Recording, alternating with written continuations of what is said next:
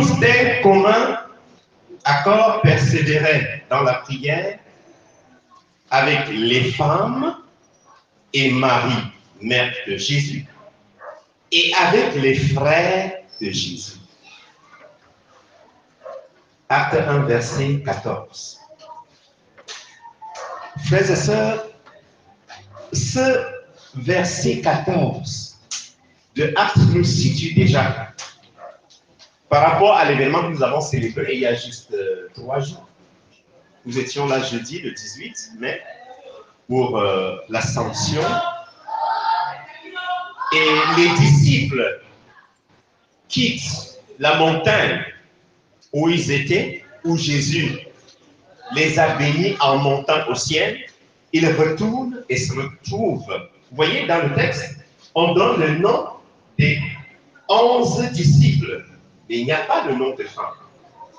Et c'est le texte de Actes qui nous permet de comprendre que ce ne sont pas seulement les 11 qui persévéraient dans la prière, mais c'était avec les femmes, et beaucoup de femmes. Un exemple. Marie de Magdala, Marie, dont le nom est mentionné ici, mère de Jésus, Salomé, Suzanne, toutes les femmes. On n'a pas cité les enfants, mais il y en avait aussi. Et je vous donne le nom d'un enfant qui est devenu très grand. Sa mère s'appelait Salomé, il était tout jeune, il s'appelait Jean-Marc. C'est lui qui a écrit l'évangile selon Marc. N'est-ce pas? Il fait partie de ceux-là qui persévéraient dans la prière. Donc il y avait aussi des enfants. Et quand l'apôtre Paul va commencer la mission, alors là, il était le plus jeune, mais il était avec eux. Voyez, le texte a beaucoup de noms dits. Il persévérait dans la prière. Pourquoi? Parce que le Seigneur Jésus leur a enseigné à prier. Jésus a édifié ses disciples au sujet de la prière avant de quitter ce monde. Physiquement, il est vrai, il est toujours là. Mais en présentiel, comme on dit, le Seigneur a enseigné. Il a dit, voici comment nous devons prier. Vous devez prier. Voyez là, chaque messager enseigne toujours et a toujours enseigné à ceux que le Seigneur conduit vers lui ce qu'il faut faire pour demeurer en communion. Jean le Baptiste l'a fait, Jésus l'a fait, tous les autres l'ont fait. En retournant au ciel, le Seigneur Jésus a accompli cette œuvre. Et nous constatons qu'avant son arrestation, il avait pris un temps terrible dans la prière. Tout Jean 17, c'est le reportage de cela. C'est le témoignage tout à l'heure. Je voudrais faire un témoignage, c'était ça. Donc Jean 17, c'est le témoignage de ce qui s'est passé à Gethsémani, avant l'arrestation de Jésus. Il a pris un temps, avant d'aller à Gethsémani, il a pris un temps dans la prière. Il a prié. Et nous allons découvrir beaucoup de choses cachées dans la prière et dans ce texte aussi. Oui, frères et sœurs, la prière. Nous comprenons donc que le message d'aujourd'hui est centré sur la prière. Mais qu'est-ce que la prière? La prière, c'est une communication avec Dieu. Ça, c'est la prière vis-à-vis de Dieu. Mais il y a les prières vis-à-vis des humains aussi. Quand vous allez plaider pour quelqu'un, mais ça, c'est une prière. On se comprend là? Quand vous allez supplier quelqu'un pour une situation, ça, c'est une prière. Mais avant d'aller, il faut d'abord aller devant Dieu. La prière, c'est donc une communication spirituelle avec Dieu. C'est un dialogue spirituel avec Dieu. C'est un entretien avec Dieu. Et comme c'est un entretien, dans l'entretien entre Jésus et Dieu, notre texte nous présente tellement de choses. Si vous avez lu rien que la portion de ce jour, Jean 17, 1 à 11, vous auriez découvert qu'il y a tellement de secrets cachés à l'intérieur de l'entretien de Jésus avec le Père.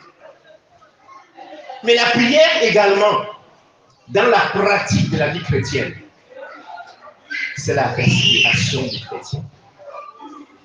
Un chrétien qui ne prie pas, ne respire pas.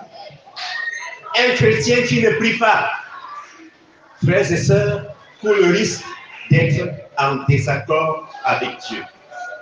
Un chrétien qui ne prie pas est un démissionnaire car il ne fait pas comme le Seigneur. Est-ce que vous savez que Jésus, pendant que les disciples dormaient, était toujours en prière? Un jour, j'ai dit, mais Seigneur, je veux comprendre le mystère. Aidez-moi à comprendre. Je vous disais dans l'esprit une petite chose que j'accomplis toujours. Jésus priait parfois jusqu'à ce que le matin arrive, le petit matin arrive.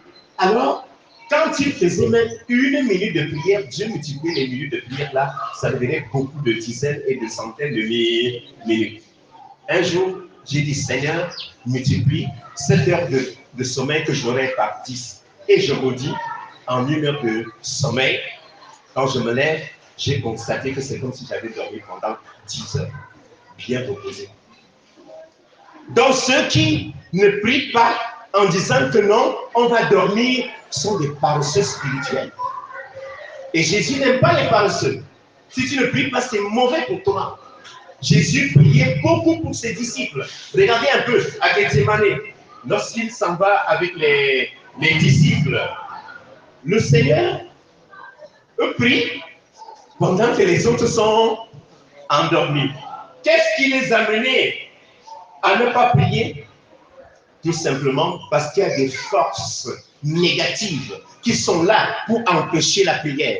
Il y a des blocages, il y a des obstacles à la prière et les esprits de somnolence et de prière et de perturbation sont là pour cela. Satan le fait exprès, il joue son rôle.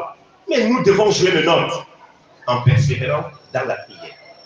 Alors on va chanter encore un peu, comme Dieu avait inspiré un frère avec qui nous avions passé du temps à cette époque-là. Il s'appelait Mustapha Bessike. Il avait dit, apprends-nous à prier. Apprends-nous à prier, Seigneur, comme toi tu as prié. Apprends-nous à prier, Seigneur, comme toi tu as prié. Apprends-nous à prier, Seigneur, comme toi tu as prié. Apprends-nous à prier, Seigneur, comme toi tu as prié. Oui, la prière est capitale.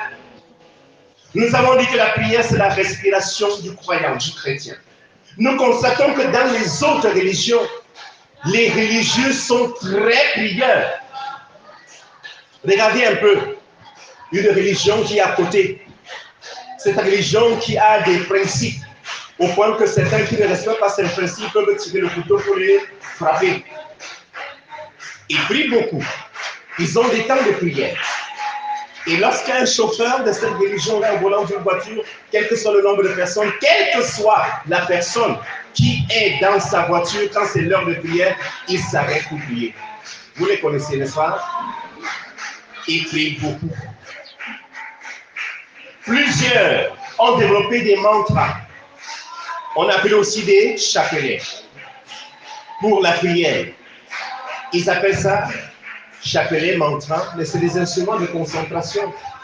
Mais malheureusement, dans cette concentration, on fait des mimétismes, des répétitions, des mêmes choses, et puis ça devient un obstacle, ça devient un lien qui empêche de parler à Dieu et à dire au Seigneur ce que notre cœur désire. Oui, nous devons prier. Dans notre prière, nous devons demander la protection de Dieu. Nous devons demander au Seigneur la persévérance. Si tu ne pries pas pour être un bon chrétien, tu ne le seras pas. Demandez, il en vous donnera. Mais si tu ne demandes pas, comment peux-tu recevoir? Si tu ne demandes pas, tu ne recevras pas. Et Jésus a dit, demandez, et l'on vous donnera. Cherchez, vous trouverez. Oui, frères et sœurs, demander veut dire prier.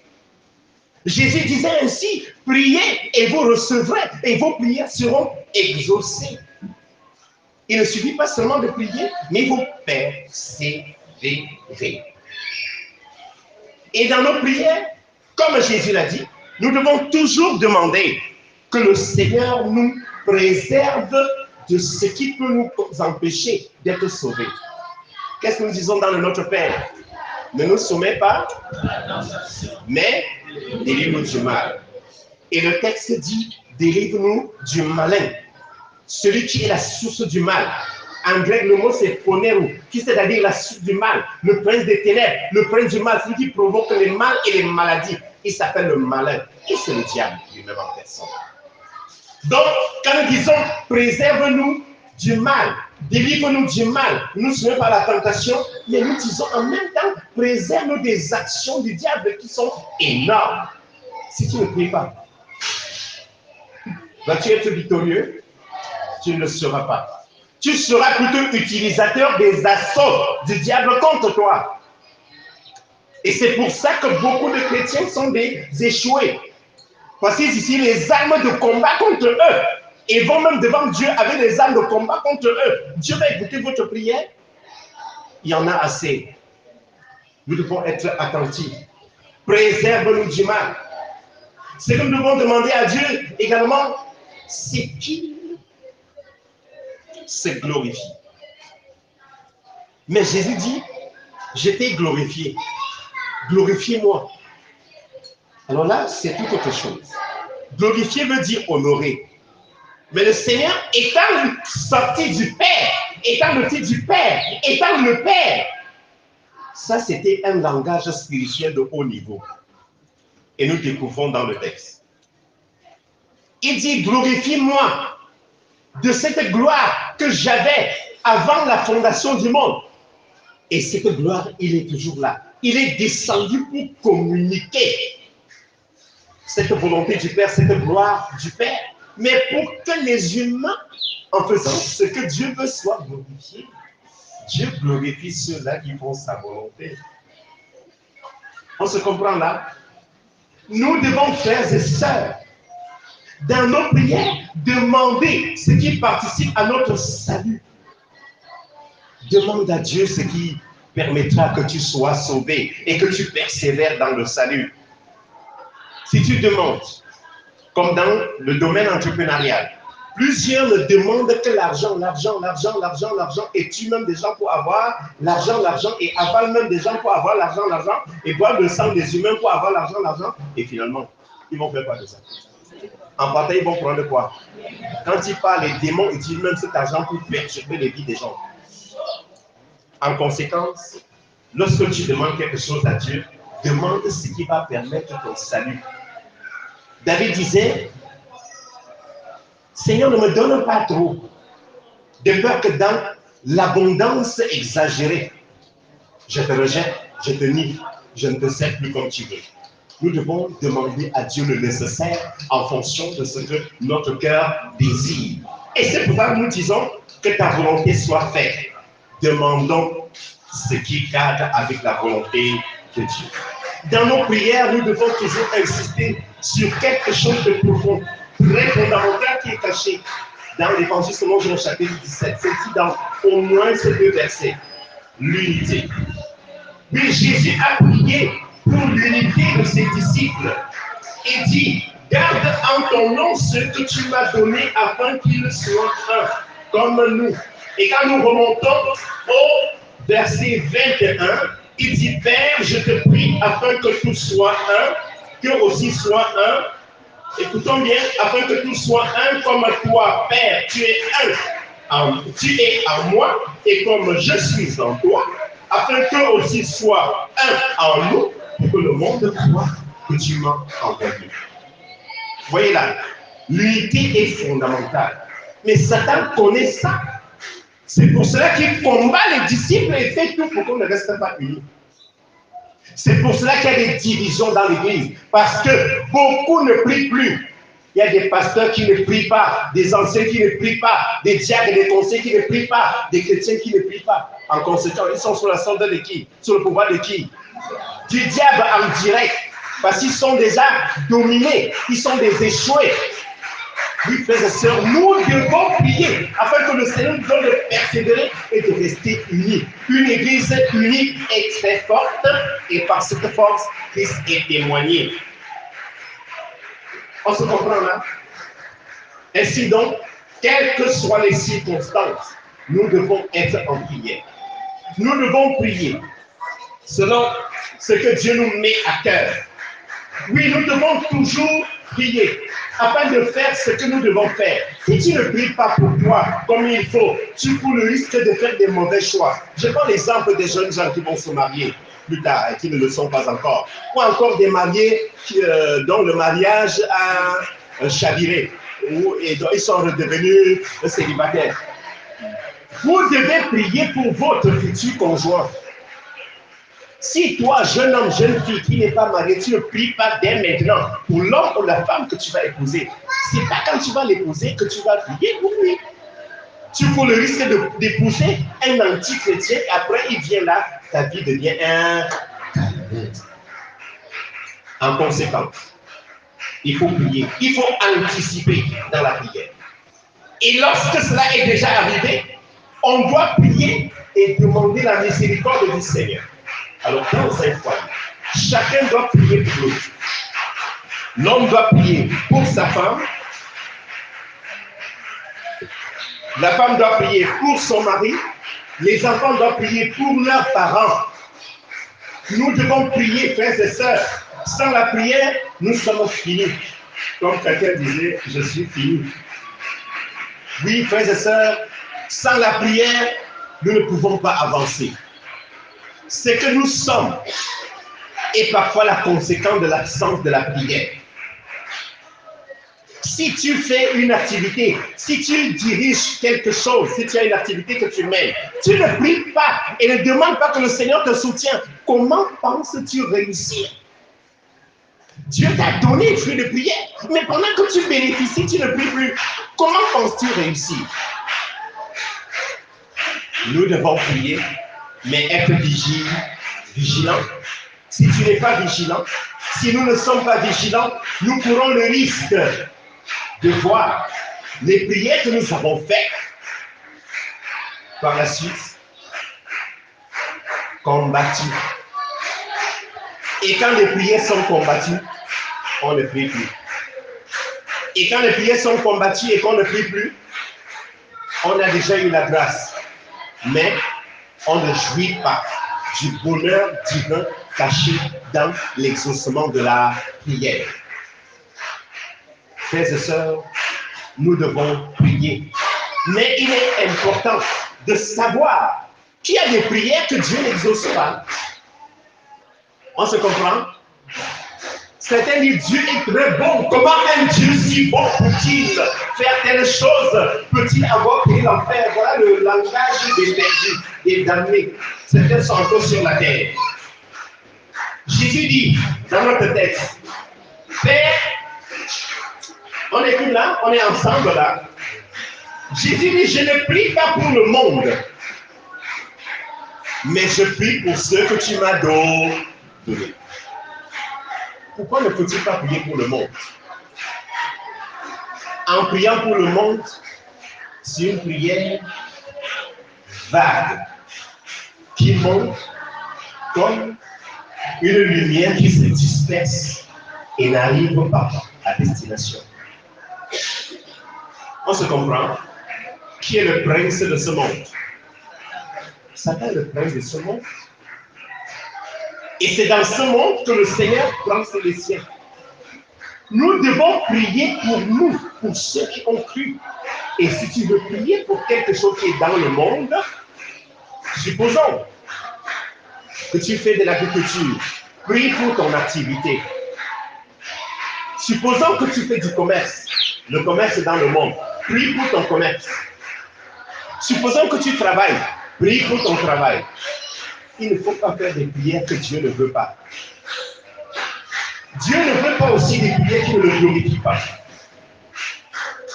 Dieu ne veut pas des prières qui ne cadrent pas avec sa volonté. N'oublions pas qu'il est écrit, nous le disons, que ta volonté soit faite dans les cieux et comme sur la terre. Que ta volonté soit faite sur la terre comme au ciel, comme au paradis, comme dans la maison où le Seigneur allait nous préparer une place. Alors, lorsqu'on n'est pas conséquent dans la prière, La prière devient un problème. Lorsqu'on n'est pas conséquent dans la prière devient pour nous, frères et sœurs, une distraction. Quand tu pries et que Dieu ne t'écoute pas, alors là, c'est un problème. Mais Dieu n'écoute pas aussi les prières qui sont faites dans un état de péché. Écoutons, qu'est-ce que le Seigneur nous dit? Ésaïe 59. Non, la main de l'Éternel n'est pas trop courte pour sauver, ni son oreille trop dure pour entendre. Mais ce sont vos crimes qui mettent une séparation entre vous et votre Dieu. Ce sont vos péchés qui vous cachent sa face et l'empêchent de vous écouter. Ésaïe 59, verset 1. Jusque-là, nous avons lu et lu. Verset 1. Nous comprenons là. Quand tu vis dans le péché, les péchés là créent au-dessus de ta tête une dalle, un mur horizontal. On se comprend là. Les esprits là prennent tes péchés et étalent une main astrale vient et bloque ta prière, ça ne traverse pas le dessus de ta tête. Ça c'est concret ce que je vous dis. Et c'est ce qui est dit dans ce texte. Que ce sont vos péchés qui vous cachent la face de Dieu et l'empêchent de vous écouter. Et si tu pries, Dieu n'écoute pas. Cette prière aura servi à quoi? À rien. Tu n'auras été que distrait. Et c'est comme ça que beaucoup sont distraits. Et font des prières que Dieu n'écoute pas. Quand tu vis dans le péché, tes prières, Dieu n'écoute pas. Et si Dieu ne t'écoute pas, mon frère, ça veut dire quoi? Que ça ne vaut pas la peine de vivre. Parce que là, tu es déjà coupé de Dieu. On se comprend? La prière est capitale. Nous devons prendre des dispositions pour que Dieu écoute nos prières. C'est pour cela que nous devons toujours, avant de terminer une prière, toujours confesser les péchés. Si tu ne confesses pas tes péchés au début, avant de dire Amen, confesse. Afin que le mur horizontal soit ôté. Afin que la main astrale de l'ennemi soit enlevée. Et tu dois confesser tes péchés, demander pardon et demander que le Seigneur efface tes transgressions, te pardonne et ôte les obstacles. Il y a tellement d'obstacles à la prière. Et beaucoup parmi nous ne prient pas à cause de ces obstacles. Pour que ta prière soit efficace, prends un temps, va devant Dieu pour toi-même.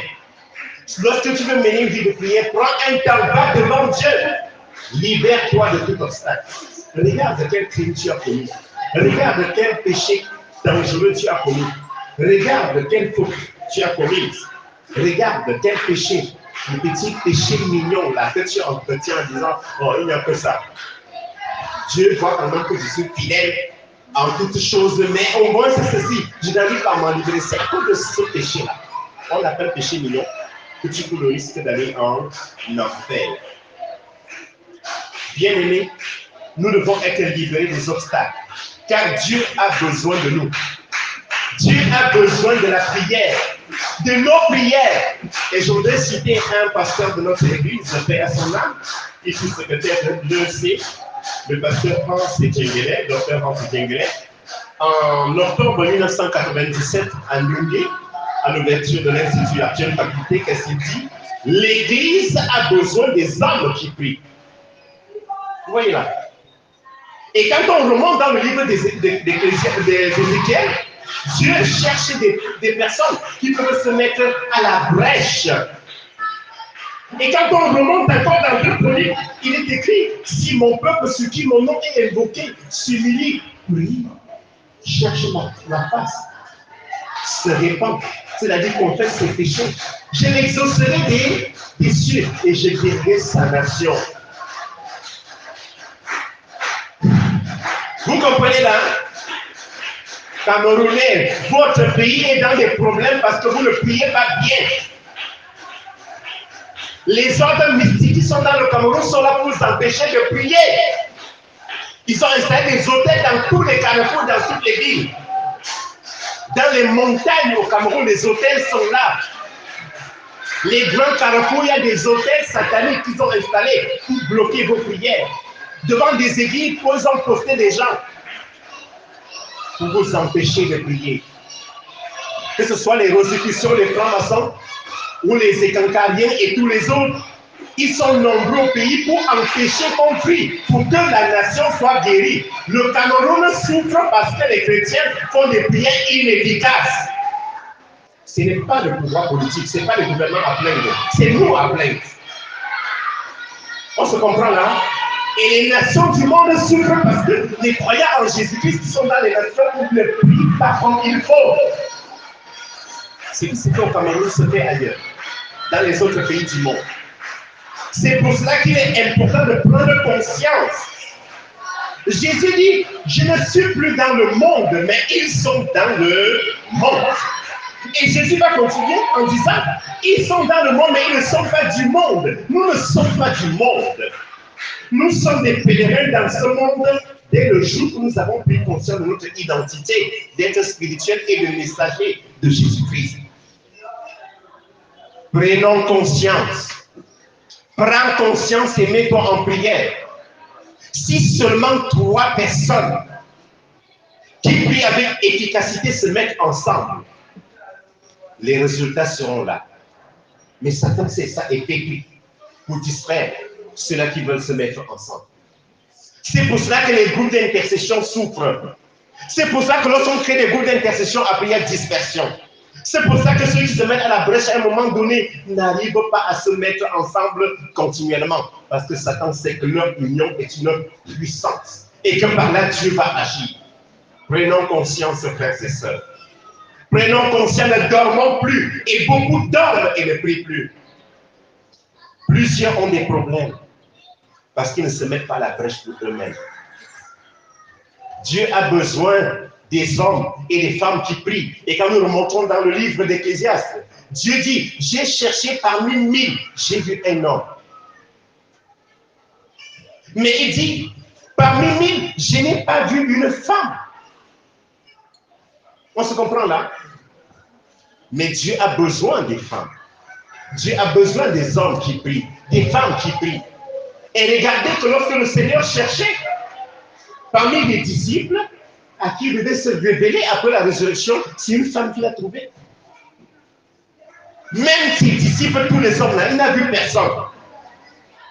Même celle qui a eu la grâce de porter la chair qu'il a incarnée dans son ventre n'était pas digne. Et cette femme était une prostituée pardonnée, qu'on appelait Marie de Magdala, ou Marie de Béthanie, la sœur de Marthe, la sœur de Lazare. Alors, si dans l'Ancien Testament, le prophète dit, je n'ai pas trouvé de femmes, dans le Nouveau Testament, on trouve beaucoup de femmes. Femmes, vous avez un grand rôle à jouer. Pourquoi? Parce que vous avez été trop marginalisés. Prenez conscience et vous verrez. C'est par les femmes que beaucoup de choses vont être faites. Et quand un homme au moins se prend conscience, beaucoup d'hommes aujourd'hui sont des échoués parce qu'ils prennent le temps plutôt pour boire, pour montrer qu'ils sont forts, qu'ils sont des grands, qu'ils ont l'autorité. Quelle autorité sans Dieu? Entre nous, frères et sœurs, si un homme dit c'est moi l'homme, c'est moi, je porte le pantalon, toi ma femme, tu portes la jupe, et après il est incapable de communier avec Dieu et de se présenter devant Dieu, et que c'est sa femme, ça veut dire qu'il porte le pantalon, mais c'est sa femme qui porte le pantalon spirituel. On se comprend là? C'est-à-dire que l'autorité de la famille est entre les mains de la femme. C'est pour ça que toi, femme qui crois en Jésus-Christ, prends soin de toi, règle ta conduite, car Dieu compte sur toi pour sauver ton mari, pour sauver ta famille. Et toi, homme qui as pris conscience, Dieu compte sur toi pour sauver toute ta famille, sauver ta femme. Dieu compte sur vous deux, vous, hommes et femmes persévérants, pour faire des merveilles dans vos familles, dans vos pays, dans votre nation, dans vos nations et dans le monde entier. Oui, il est important de se mettre à la brèche pour soi-même. Oui, mets-toi à la brèche, prie pour toi. Car si tu ne pries pas, tu n'auras pas la victoire sur les outrages. Dans le livre de 1 Pierre, nous découvrons ceci. Si tu es outragé à cause de Jésus-Christ, dis merci à Dieu. car tu prends part aussi au souffrant du Seigneur. Alors, nous, les fils de Dieu qui passons par les persécutions, on ne doit pas se plaindre. Il faut plutôt se réjouir. Rendre grâce à Dieu, faire péter des champagnes, hein? Des actions de grâce. Lorsqu'il arrive que tu souffres, qu'on te rejette, qu'on t'insulte, peut-être ce sont tes frères, tes soeurs, peut-être c'est ta femme, peut-être c'est ton mari, peut-être c'est tes enfants. Oh, maman, tu pries trop, papa, tu pries trop, tout le temps, prière. Il faut glorifier Dieu. Et si tu es un enfant, qu'on persécute au point de t'empêcher d'avoir les moyens nécessaires pour tes études ou bien pour ton activité quand on peut, alors là, glorifie Dieu et tourne toi vers le Seigneur. Commence une activité. Quelle que soit la petitesse, Dieu va bénir cette activité. Mets-toi à la brèche. Mets-toi à la brèche pour toi. Mets-toi à la brèche pour la vie éternelle. Jésus dit, la vie éternelle, c'est qu'ils te connaissent, toi, le seul vrai Dieu, et celui que tu as envoyé, Jésus-Christ. Jean 17, verset 3. Nous venons de lire, n'est-ce pas? Définition de la vie éternelle, c'est quoi? La connaissance du Père et la connaissance de Jésus-Christ. C'est ça la vie éternelle. Si tu ne connais pas le Père et Jésus-Christ, tu n'as pas la vie éternelle. Car connaître, ce n'est pas simplement le savoir, c'est savoir et faire. C'est savoir ce qui il est, ce qu'il veut et faire ce qu'il veut. On se comprend là? C'est très important. C'est ça la vie éternelle. La vie éternelle se cache dans la connaissance de Dieu, mais une connaissance qui va avec la pratique. Mets-toi à la brèche. Oui, va à la brèche. Prie pour ta famille. Prie pour ta famille, toi qui as cru. Si tu ne pries pas pour ta famille n'est pas sauvée. La Bible dit que tu es un infidèle. Tu es pire qu'un infidèle, qu'un incroyant. Si quelqu'un prend soin, rejette sa famille et n'en prend pas soin, il est un infidèle. Il est un incroyant. Nous devons prier pour notre famille, pour les membres de notre famille. Faites la liste des membres de votre famille. Priez pour chacun d'eux. Frères et sœurs, ça marche toujours. On se comprend? Ça marche toujours. Toi qui as la foi, ta foi est le trésor. C'est la perle là. La Bible parle de ça, mais on ne comprend pas. La parabole de la perle, lorsqu'on la trouve, si la lit qu'elle se perd, on balaye tout, on la trouve et qu'on l'a trouvée, alors là, c'est une joie, on s'élève. La foi véritable est une perle. C'est cette perle qui brille sur terre et jusqu'au ciel. Nous devons prendre soin de notre foi et par cette foi, prier avec foi pour notre famille, bien sûr en commençant par nous, pour notre famille, pour nos relations. Nous devons prier pour l'Église. L'Église est très combattue dans le monde. Très combattue. C'est pour cela que pour combattre, il y a trop de contrefaçons. Trop de contrefaçons. Des contrefaçons de la volonté de Dieu. Il y a des églises de Satan. Il y a des églises de démons. Il y a des religions qui mettent le titre église pour berner les gens. Et des religions purement sataniques qui mettent le nom de église. Les témoignages sont très nombreux. Et des serviteurs de Satan qui disent qu'ils sont des pasteurs, des évêques, alors qu'ils sont là pour détruire. Ils sont là pour détourner et conduire les gens en enfer. Voilà le combat. L'église est très combattue. Nous devons prier pour l'église du Seigneur. Prions pour l'église afin que l'église témoigne. Prions pour l'église du Seigneur afin que l'église puisse accomplir la mission. Quelle que soit ton église, que tu sois de l'église évangélique Cameroun, comme nous, que tu sois de l'église baptiste, de l'église presbytérienne, de n'importe quelle église, nous devons prier pour notre église. En commençant par là où nous sommes. Et dans l'église, d'abord, le berger. Ensuite, ses collaborateurs. Vous ne priez pas pour vos bergers, Satan peut les utiliser pour détruire votre foi. Vous ne priez pas pour eux, qui vont se comporter comme des hommes du monde et des femmes du monde et détruire votre foi et détruire la foi de beaucoup. L'église a besoin des hommes qui prient, comme disait Etienne Guémet, afin que par la prière de ceux qui prient, l'Église puisse accomplir la mission. Nous devons prier pour l'Église afin qu'elle accomplisse la mission dans la nation. Mais l'Église, c'est qui? Ce n'est pas seulement la structure, c'est tous ceux qui ont cru en Jésus-Christ.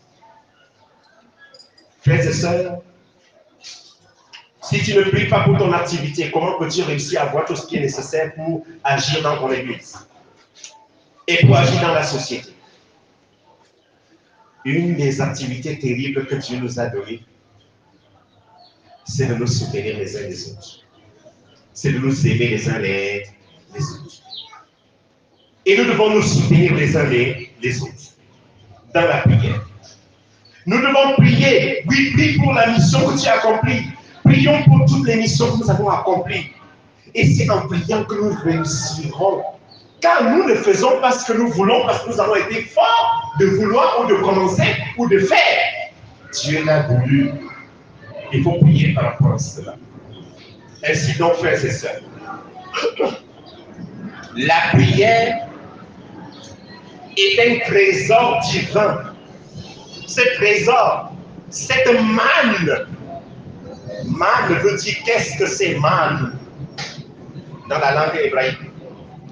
La prière, c'est cette manne que Dieu a donnée à l'humanité, à ceux qui croient en Jésus, pour qu'ils puissent la consommer chaque jour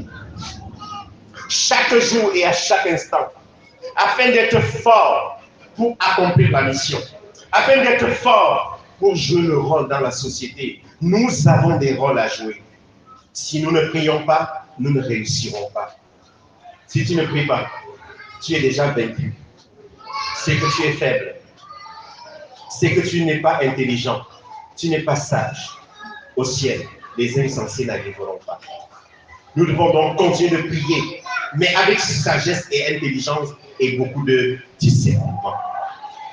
Jésus dit, priez sans cesse. Père, je prie pour eux, afin qu'ils soient un. Soyons unis. Soyons unis pour réussir. Prions les uns pour les autres et les uns les autres.